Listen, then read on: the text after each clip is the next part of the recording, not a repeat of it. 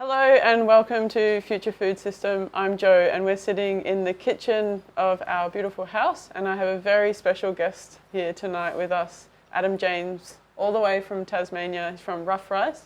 Pleasure to be here. Thanks for so having much. me. We're really excited. We've just spent the last day yesterday and today planning and coming up with a menu for tonight for some very special guests where, yeah, we've had a pretty epic time. It's been fun.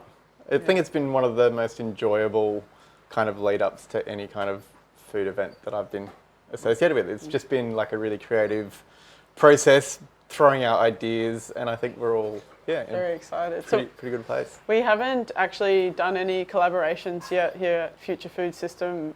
We found that it's interesting enough, but fermentation has been a really big part of what we're doing here, and Matt and I met Adam back in 2015 in Tasmania when we went over to cook for Sustainable Film Festival. And we were introduced to Adam through Joe Cook down in Tassie, and we didn't really know too much about Adam, and since then have been following Adam's fermenting journey and thought that this would be a great collaboration due to fermentation and the importance in it in health, but also with food preservation and food waste. Yeah. And I guess back then we kind of didn't know how you got into fermentation, but had you always been in food, or is it something, I kind of, I've always been interested in food and kind of loved eating. And if I think back to kind of, early childhood memories, they're always kind of food memories, which, but I went to uni and studied politics and, international studies and all sorts of different things. But I actually fell into working in food when travelling around Australia. So this was some 15 years ago. And just started kind of working in kitchens, and then was with my partner at the time, and we were like, well, let's, kind of set up a cafe. One thing led to another, went to Hobart, found the perfect place, and then started Tricycle. So, and that's where we met. Exactly. So on a very hectically busy Saturday from memory. So was involved with Tricycle for actually 11 years, which is a very long time. I didn't realise it was that long. It was a very long commitment to a cafe, which was great. It was a great business, and for us it was it was all about, it was very produce driven, simple food, but we fermenting kind of, it was actually went to a Sandor Katz workshop. I'm pretty sure it was that time when he came over for brothel. And what was that, 8 years ago maybe? I just remember hearing stories of Sandor dancing on the table with Joost, which is not surprising when Joost is... prior to that, I'd started dabbling in a little bit of, making sauerkraut and, fermenting chilies to make hot sauce and some very kind of simple lacto ferments. But I guess, that workshop with Sandor was pretty, it just kind of got me thinking a bit more, and I just started really kind of implementing a lot of these really quite simple techniques into ways of dealing with glass.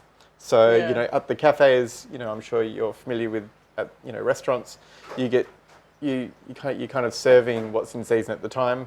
And sometimes you'd get in, 40 kilos of tomatoes or 40 kilos of turnips. And, fermenting is just such a wonderful way to preserve the in-season ingredient so it can be used year round. And so it started as just a practical way of preserving, but it was really the alchemy of, putting something in a brine, leaving it, and then just seeing that amazing transformation of an ingredient from one thing to something completely quite different. With really just its own bacteria and yeast and time. And so I think at that point, I started really doing a lot more kind of reading about kind of fermenting and pickling around the world, and then started moving a little bit more into kind of cultured ferments. So looking at, started making koji, misos, garums, that kind of thing. And that's kind of where it all started, from a really practical purpose, and then it moved into more of a hobby / kind of obsession over the next few years. Yeah. Yeah, wow. So that was where it started.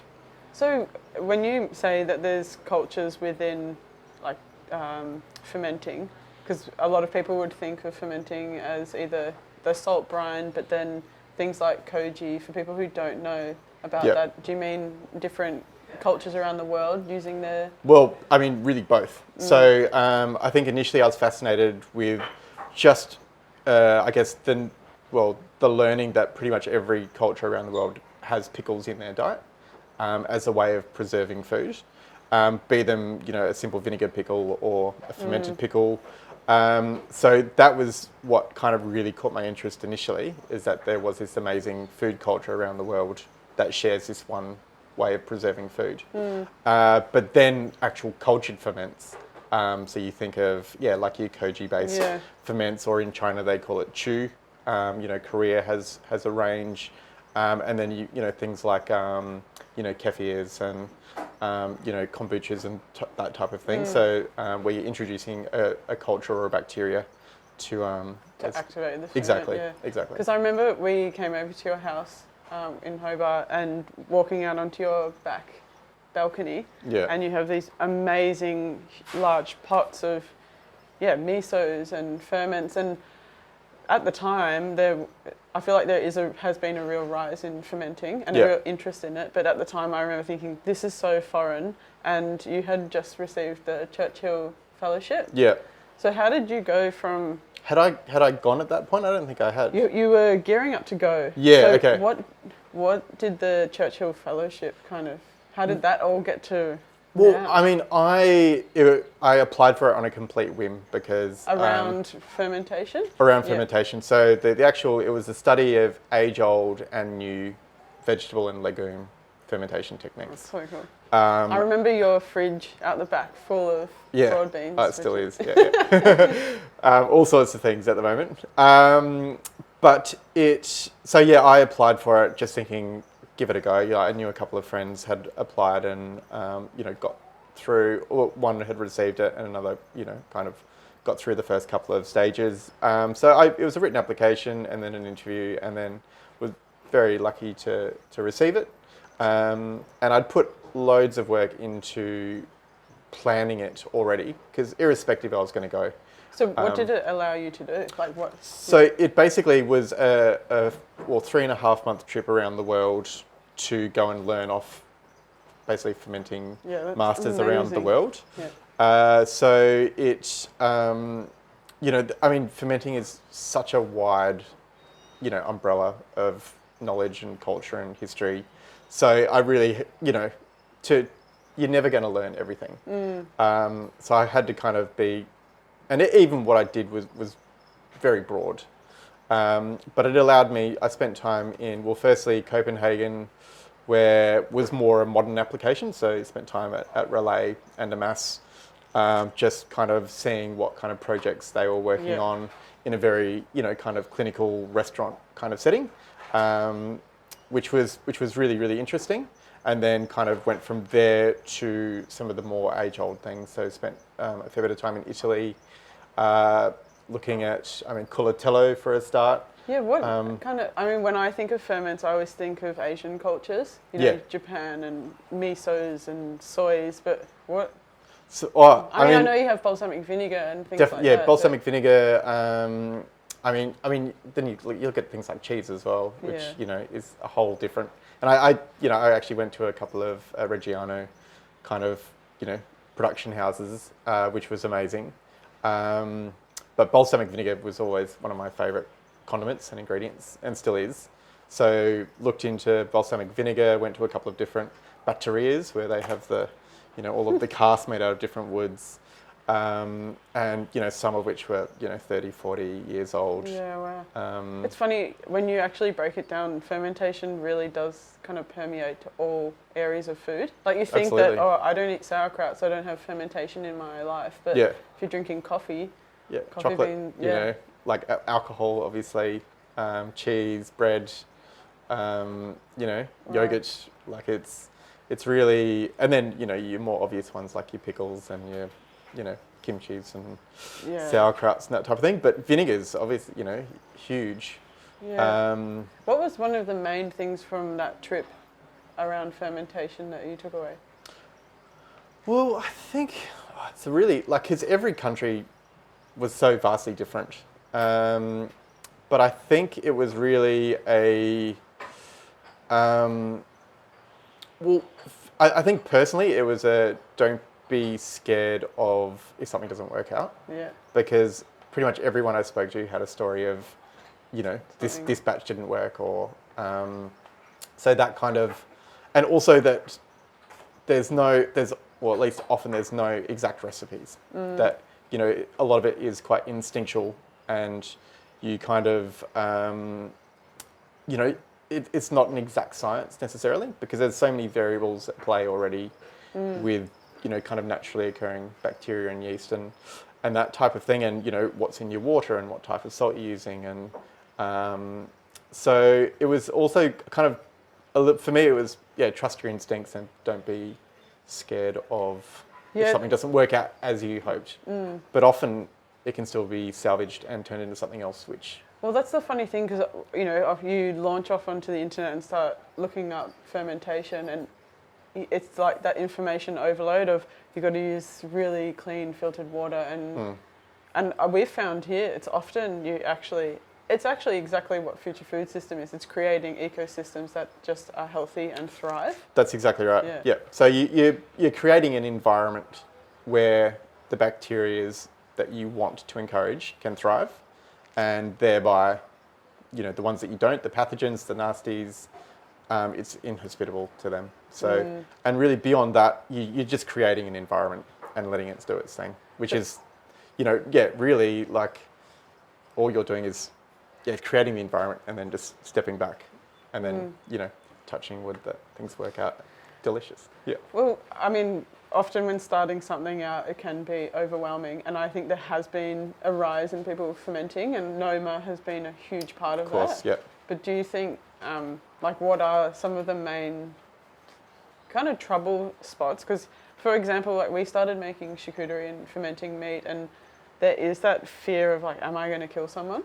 Yeah. Or am I going to kill myself by eating this? Yeah.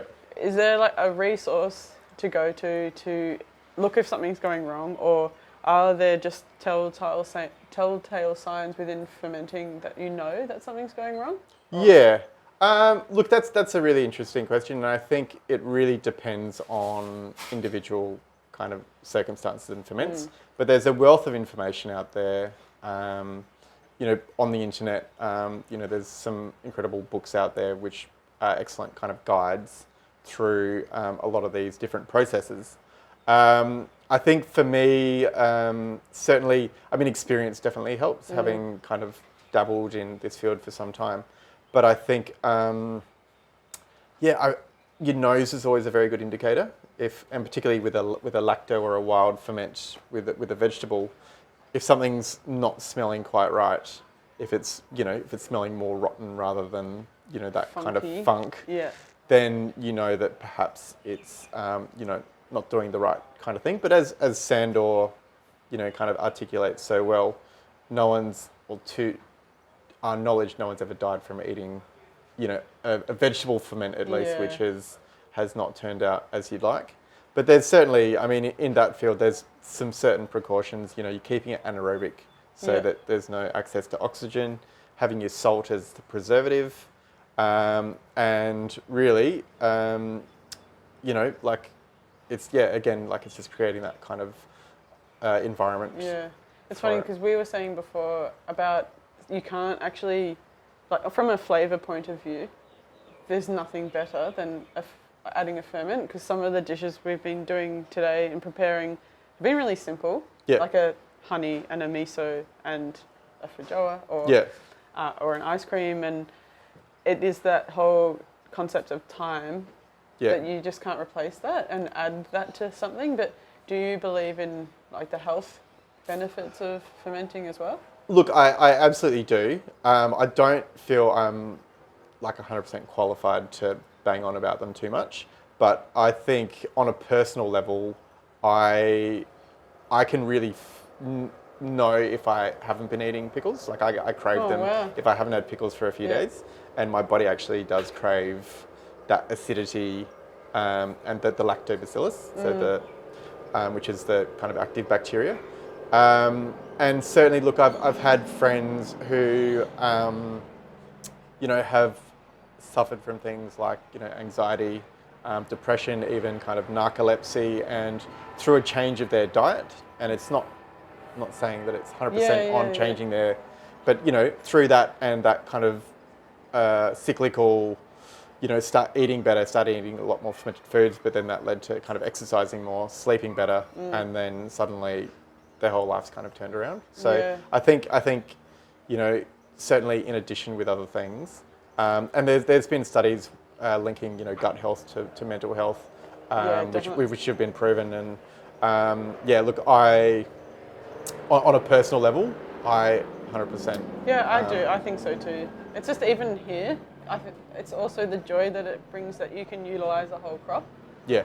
Not just, and then you go to cook something and then you're getting to use all of your ferment or something that you've preserved, and it's quite a rewarding thing. Yeah. So like your serotonin also pops off. Absolutely, absolutely. Yeah. We are doing something really special tonight, and I know probably people are wondering what this is. You work at the markets and sell like your rough rice products. Yeah. And this is something that's really interesting that you've kind of pulled together over COVID, and also something that you've seen a gap in. What is this? So I'm calling it MissionToMars. So running title is MissionToMars. But yeah, you're right. It was a COVID project, which basically came about because, as you say, like my kind of livelihood was running a stall at the markets where I'd serve kind of congee or rice bowls, kind of loaded with different pickles and ferments and that type of thing.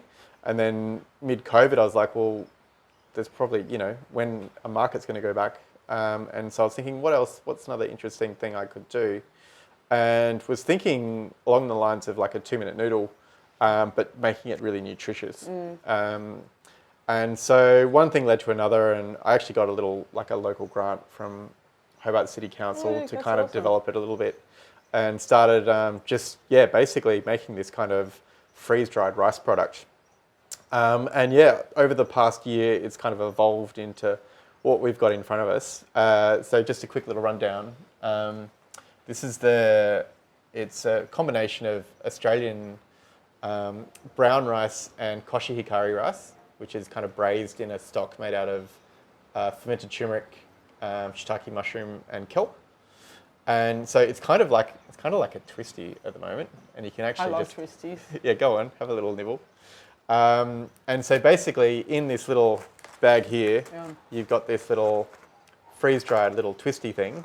And then there's also some mushrooms, so freeze-dried shiitake mushrooms, some quinoa, and this is hemp protein, so it's 60% protein. So all of those just go into this little bag. Delicious. And then pretty much all you have to do, open up the bag and pour in some water, some boiling water, like 300 mils of water, seal up the bag, let it sit for 5 minutes, open it up again, and then give it a good old stir, and then add in this guy. So this is the little seasoning sachet, which is made up of 7, so I'm calling it like a 7 spice, but we've got some pickles, which is lacto-fermented sugarloaf cabbage and purple carrot. So pretty, that colour. Yeah, so the purple carrot just kind of leaches some of the colour and gives it that beautiful rosy kind of hue. So that's freeze-dried, and then we've got some wild, forage saltbush, coastal saltbush, hemp seed. Again, all of these are really nutritious. Yeah, I love the texture. Yeah, they give it that lovely kind of nuttiness as well. And then we've got some buckwheat. That's been our most productive crop here. Is that right? We've been able to, we planted some, and then 6 weeks later it seeded, and then those seeds then grew again, and then Amazing. Now self-seeded. And we've got some growing. It started in this corner, now it's growing in that back corner. It is a really it's such a good ingredient, but such a good ingredient as well. And it was just another, I guess, quintessential Tasmanian kind of superfood, really. So, which I've just tried to include as many as I can. And then this guy here is the same fermented turmeric and garlic as what's in the base. But this one, pretty. so this turmeric this was a friend up near northern New South Wales, and they had literally like a ton of turmeric, which they weren't going to be able to take to market because there just wasn't demand for it. Yeah, wow. So I didn't take the full ton, but I took, 150 kilos or so. That's a lot of It's a lot of turmeric. And this is a fermented chili. So this is actually one that's been living in those big crocks you're talking about. That's been ticking over for 6 years. So probably about when I saw you, and just constantly Wow. gets fed with fresh vegetables. And then once a year gets a big chili hit. And then, so again, that's been freeze dried. So 14 plus vegetables and chili. Wow. And then wakame, so an invasive pest down the east coast of Tassie. This has just been freeze dried, but really nutritious and really yummy. Yeah, and so basically that comes in there, put all that in, and you can eat it out of the bag. So good for adventurers or just to have in your cupboard. Yeah, I wish 3 weeks ago I had that when I did the overland Yeah. track in Tassie. But I think this is such a great example of the future of food, our future food system using native ingredients that grow around us, products that are fast growing, waste products, Yeah. invasive species, but then it's something delicious. Yeah, exactly. Yeah, it's really exciting. Yeah. We also really love the tea bag that you've Oh, yeah. created. That is another. So that was another I've got waste. one here, actually. Well, it was, Angazi oysters, which are the indigenous oyster of Tasmania. So another COVID, I guess, casualty, but some friends of mine who farm these, they had a huge glut of these oysters and shucked them and put them into deep freeze, but really had no kind of use for them. So I took them on and got them freeze dried and have just blended with like katsuobushi, so smoked and fermented skipjack tuna, shiitake mushroom, slippery jack mushroom, and some seaweeds. So awesome. And add hot water and it's a little tasty tea. So smart. I love, the smell of that. Yeah, this is very nourishing and a bit saline, mineral. Yeah, it's good. Very happy with it. So with when people do start out to ferment, there's a lot of gear. You could buy a crock. Do you think that, do you have to buy equipment to ferment? And then do you think, what are some great resources that people could go to, or reliable people to look into for fermenting? Yep. Yeah. I think equipment-wise, no, you don't need a special crock. They are really great to ferment in, and they look wonderful. And I love using ceramic, as you can probably tell. I tend to try and ferment in either ceramic or glass. So you can get, really simple little jars. Some come with little airlocks, which is a fantastic idea because as things ferment, they do throw off carbon dioxide, so build in pressure. So that just means you don't have to burp your jars, Have explosions. regularly. Exactly, which I definitely still do have. I had a barrel of hot sauce explode in my lounge room recently. Tsunami. Yeah, it was. I mean, it smelled great for a while, but really, I mean, you can ferment in, like a food grade plastic. I tend to move away from any kind of plastic or stainless steel for fermenting in. I do prefer glass or ceramic. And in terms of resources, I mean, again, there is a wealth of information out there. I think Sandor Katz has a couple of fantastic books out already, and he's got another one on the way, which I think he's such a beautiful writer, and he really talks. Makes it so easy. Makes it so easy, which it is. And achievable, and just breaks it down. Breaks down the complexity of it. So I think he's a fantastic resource. Art of Fermentation, I still refer to as the Bible. For stuff that's a little bit more detailed, the Noma Fermentation Guide's fantastic. Koji Alchemy. I love that book. It's really great. Heaps. Koji's been a bit of a saviour for us because we didn't have a pantry making soy sauces and garums and even just using the rice to flavour things. Absolutely, Koji's been a really good one, and it is probably more advanced style of fermentation. Definitely. Because you need heat and things like that. But Exactly, and access to the Awesome. spores. But it's again, it is actually quite achievable. It's really, following a recipe. But I would be, I think if you were just starting out, I would start with things like your sauerkrauts and kimchis and fermented vegetables, and then move on from there. Yeah, that'd be my suggestion.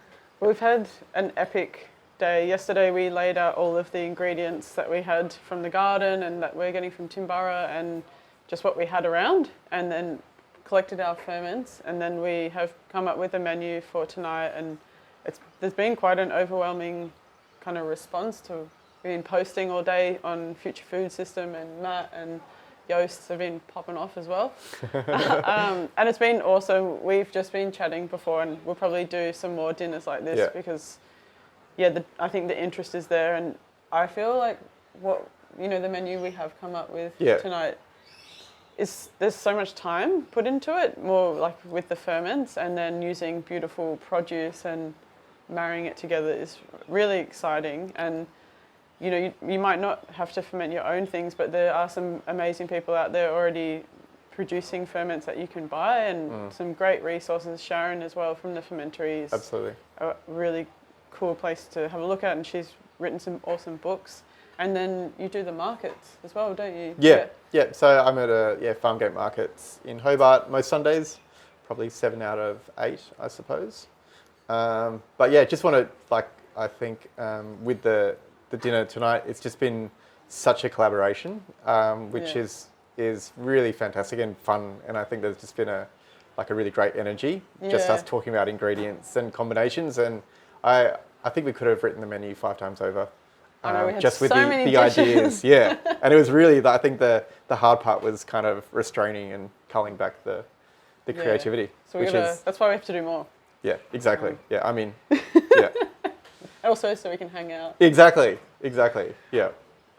Thank you so much. I'm not sure if there's anything you want to add, or No, I think we're very grateful to have Adam here, and this is going to be an epic dinner. We should probably get ready. Yeah, we probably should.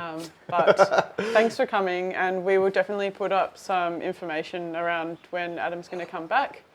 And also about fermenting. If you've got questions, hit up Future Food System Instagram, and then we're going to start posting some more stuff about the ferments that we've been doing and some more content. We also have, if you look through all the pictures, sometimes there's the backstories of how the ferments have started, and thanks so much. Great.